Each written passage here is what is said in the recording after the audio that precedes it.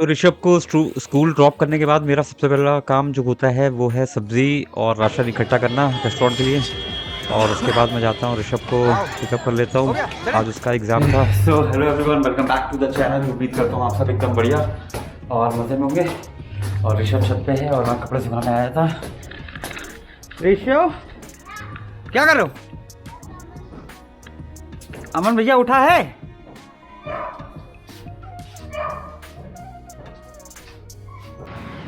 और 11 बजे से ओपनिंग टाइम है रेस्टोरेंट का और 11:15 पे ऑनलाइन ऑर्डर स्टार्ट हो जाते हैं।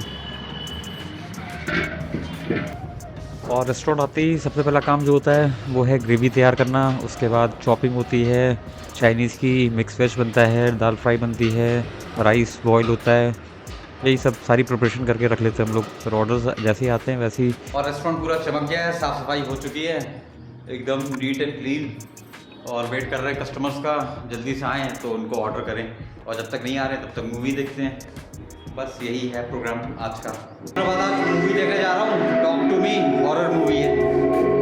और ये अमेज़ॉन प्राइम का सब्सक्रिप्शन लिया हुआ था मैंने, उसी में देख रहा हूँ। और ये दिन का पहला ऑर्डर है वाइट सॉस पास्ता।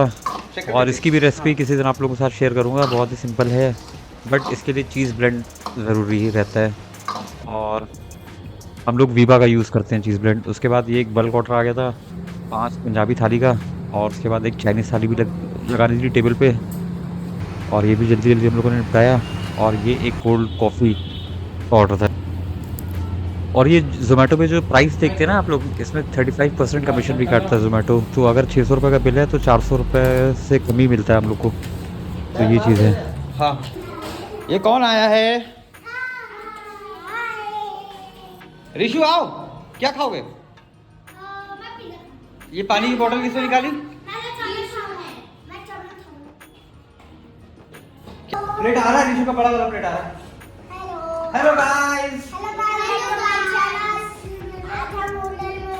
आज हम होटल में। और ऋषु कहाँ क्या खा रहा है?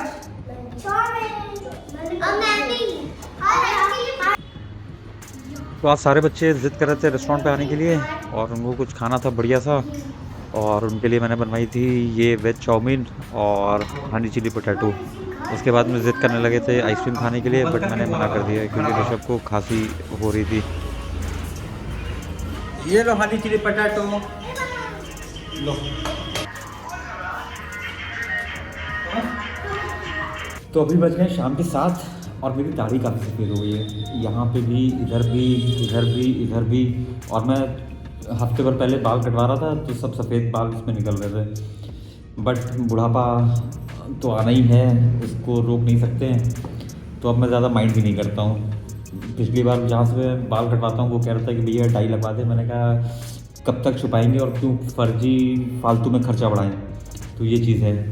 और कुछ लोगों का मेरे पास मैसेज आया था कि भैया एज़ कम्पेयर टू जॉब क्या रेस्टोरेंट बिज़नेस करना चाहिए या कर सकते हैं।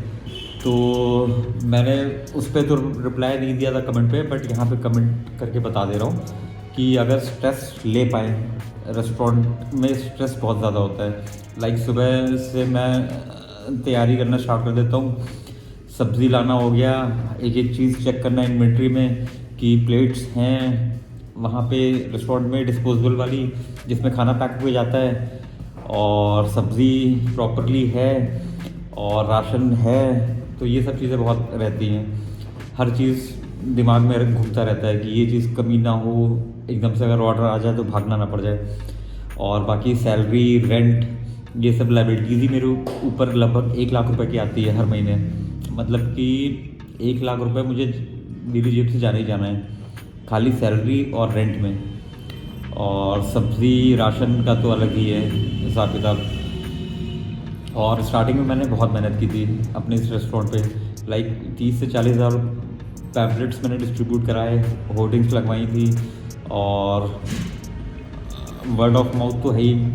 यहाँ पे सबसे अच्छे जो शेफ़ हैं उनको हायर किया। तो ये सब चीज़ें। और स्टार्टिंग में मैंने 50% डिस्काउंट भी चलाया था 2 महीने तक लगातार। उसकी वजह से मेरे कस्टमर बेस बहुत तगड़ा बन गया था। लाइक मेरे टोटल कस्टमर्स ज़ोमैटो और मेरे ऑफलाइन कस्टमर्स इस समय 1800 के आसपास हैं। और ज़ोमैटो की रिंग तो हमेशा मुझे रात में भी लगता है कि ज़ोमैटो की रिंग बज रही है। और रेस्टोरेंट बिजनेस में लाइक मेरा जो स्टार्टिंग है रेस्टोरेंट सेटअप में जो खर्चा आया था वो लगभग 7 से 8 लाख रुपए आया था। और एटलीस्ट मैंने 6 क्या 8 महीने का बैकअप बना के रखा कि अगर प्रॉफिट नहीं भी होता है तो मैं अपनी जेब से रेंट और सैलरी निकाल सकूं। इतना बैकअप था मेरे पास। और इतना अगर बैकअप है आपके पास कम से कम सेटअप के बाद 8 महीने का मिनिमम, तब तो स्टार्ट कर सकते हैं। नहीं तो फिर क्लाउड किचन ज़्यादा बेटर है। और क्लाउड किचन भी तभी बेटर है जब आपके पास खुद के ऑर्डर्स हो, क्योंकि ज़ोमैटो और स्विगी पे रिलाई करना मेरे हिसाब से कोई अक्लमंदी वाली बात नहीं है। क्योंकि ज़ोमैटो कमीशन इतना हाई चार्ज करता है ना, लाइक 35%। 100 रुपये का अगर मेरे पास ऑर्डर आता है उसमें 35 रुपये सीधा ज़ोमैटो कमीशन ले आता है।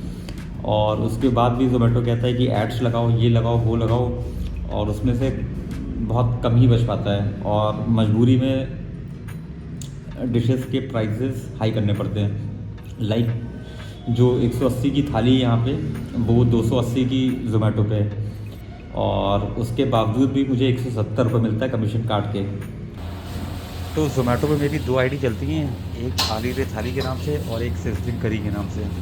और दोनों में अलग कैटेगरीज़ हैं, और इसलिए मुझे 2 आईडीज़ बनानी पड़ी। तो अभी रात के 10:30 बज रहे हैं और अभी ऑर्डर्स लगे हुए हैं इस समय। और ये सब पेमेंट प्लेटर हैं। और मेरे वॉक इन कस्टमर्स ज़्यादा हैं एज़ कम्पेयर टू ज़ोमैटो। और इसके लिए मैंने बहुत मेहनत भी की थी। और 11 बजने वाले हैं और एक पुराना कस्टमर आ गया था और रेस्टोरेंट के अंदर सारा सामान रखवा दिया था। बट मैंने कहा कि आप बैठिए, मैं लगवाता हूँ हाथ। लो कैब जल्दी दो। ओके, तो अभी बज गए रात के 12 और जस्ट अभी आया हूँ। कपड़े वपड़े चेंज कर लिए थे, फिर मैंने सोचा कि वीडियो एंड कर देता हूँ। एंडिंग मैंने नहीं रिकॉर्ड की थी तो इसलिए मैंने जैकेट पहना है।